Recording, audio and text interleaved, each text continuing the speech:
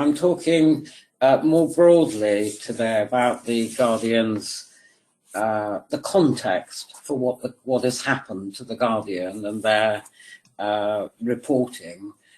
So I don't want to repeat everything that's in the leaflet that we've produced, which I assume everybody has both seen and read, which is this leaflet about the Guardian. And that can be reprinted if you go on there. It's got the artwork, and you can reprint it and send it to other people. So I don't want to repeat that. The article stroke leaflet spells out exactly the level of blame that attaches to the Guardian, its editors and journalists in Julian Assange's case.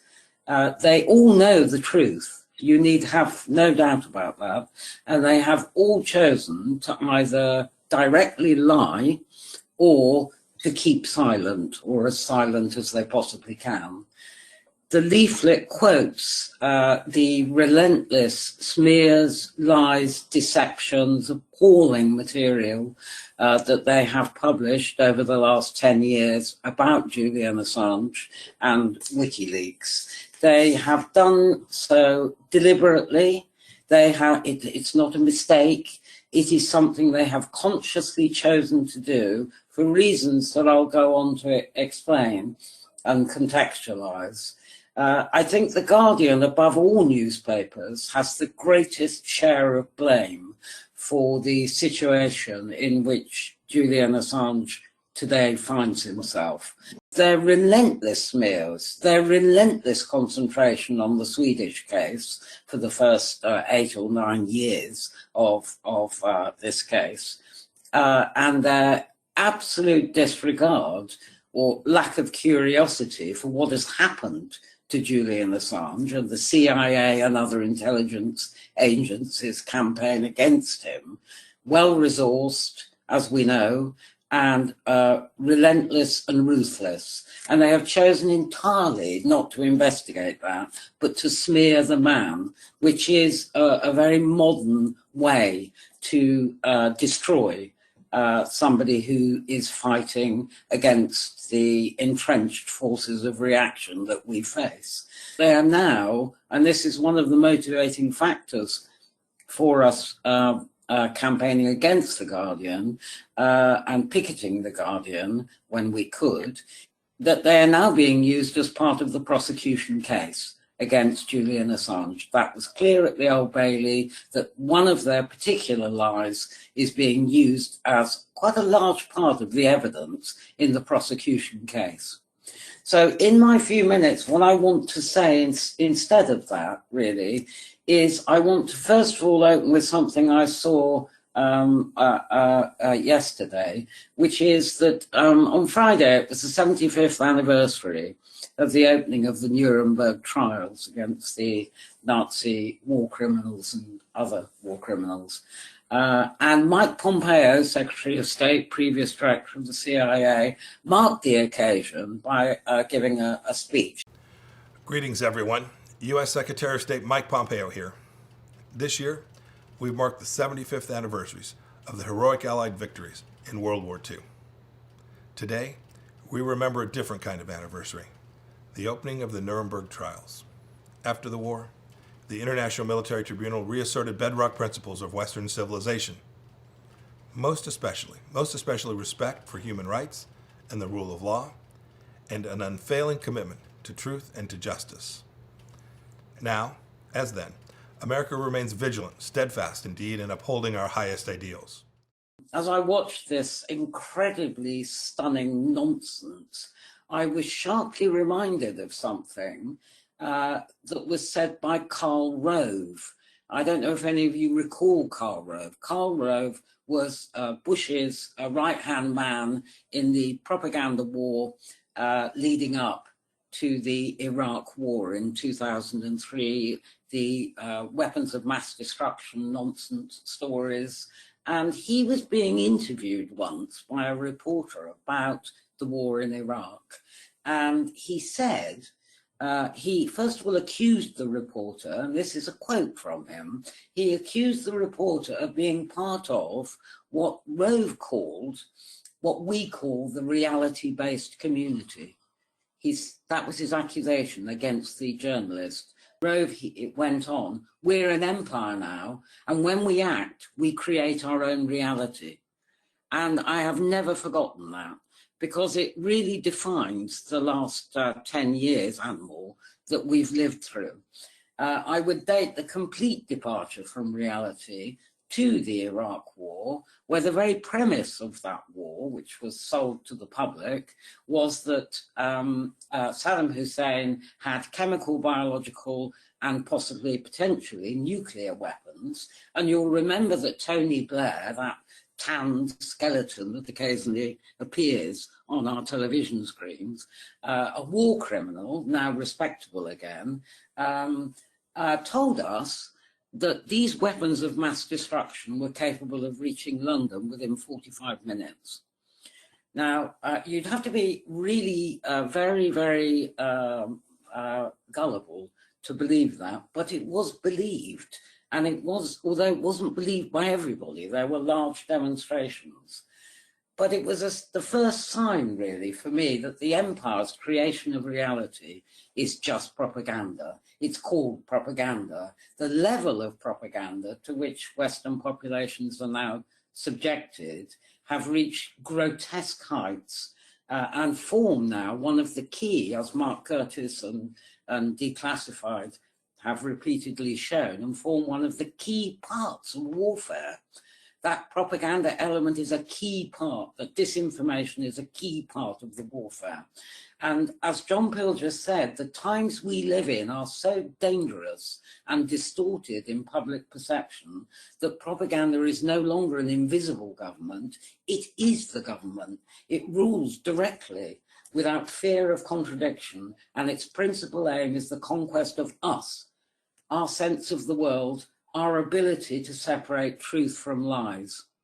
And he cites a poll that was taken in 2013 in the UK, which showed that the UK public believed that less than 10,000 people had died in the Iraq War. That was the figure that they mainly believed. And we know it was millions and millions more displaced in the Middle East and killed in other wars. So the media, in what are laughingly called democracies, are supposed to hold power to account. They not only fail to do this, but they have become servants of that propaganda machine. And journalists who don't toe the line either, well, basically don't work. No wonder, this made me think, no wonder the obituaries to Robert Fisk, a great journalist with an encyclopedic knowledge of the Middle East, no wonder they all called him a controversial figure, because he was actually a journalist. Journalism is now controversial. If you get off your sofa and get out into the world and do some investigation and find out useful facts, you are controversial. And Robert Fisk was therefore controversial. And it's into this world that WikiLeaks and Julian Assange came. And is it any wonder, with a very different model of truth and transparency, and here are the facts, that the newspapers and other journalists absolutely hate them and would perfectly happily see them spend the rest of their lives in prison.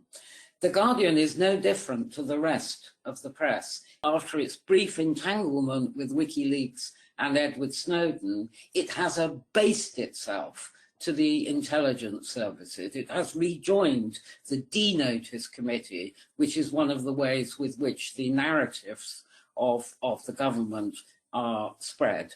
It tells them what they must cover and what they mustn't cover. And the Guardian now employs a cadre of journalists, frankly, who, if they are not actually being paid by the CIA or other intelligence services, should apply to join them formally and get the wage packet, because they're certainly doing the job. If you look at their most recent editorial on Joe Biden, whoever wins the US election, on Joe Biden's victory, it says, Joe Biden looks to have done enough to win the White House. He will have to reassert America's role as the global problem solver. This is what The Guardian calls Joe Biden and America's role as a global problem solver. And I'd like to know how that description of the US role in the world differs in any way from Mike Pompeo's little speech about upholding human rights and so on. It differs not at all, in my view. They know perfectly well the role that the US has played in the world, and they actually think that it's wars, it's torture, it's detention without trial, it's ripping up of every treaty and every international law and obligation, it's complete ignoring of human rights and international laws on human rights. They regard that as a problem solver. Well, what can you say to that? We may have thought that journalists would support a free press. The Julian Assange case has shown that they will not support a free press. They earn their wages the way they earn their wages. We were very wrong to even suggest to them that they might support a free press. And how are they going to respond to Obama saying that the internet is now the greatest threat to democracy and must be regulated? How are they going to respond to that? Because that's our platform. That's our platform where we're able to put out at least some of the truth that some of the independent media, the decent journalists, can still work on. We know who they will censor. They will censor us. They will censor the truth tellers. They will censor the anti-war people. They will censor the oppressed peoples in the same way that they're now doing. The same way Twitter cuts out Assange sites and cuts out Palestinian sites. That's what they will do, only it will be formal and legal and regulated. So we should keep the faith with our reality-based view of the world, because unlike the rich people in this world and the elites in this world, and the powerful and their journalistic courtiers, the majority of the world's population is forced to confront a very harsh reality every day, like how to get your dinner, how can you get some work. It has to confront that reality every day, and it keeps them grounded in reality. Propaganda can only work if it's unchallenged, and reality will out in the end. But the dangers we face are great, and those journalists, editors, and others on The Guardian and other newspapers should hang their heads in shame, and we should make them recognize that they are actually joining the elites, the rich, the powerful, and the torturers and the warmongers. We have to expose that. Dump The Guardian. Let's encourage people to dump The Guardian, start supporting independent media, and support Julian Assange.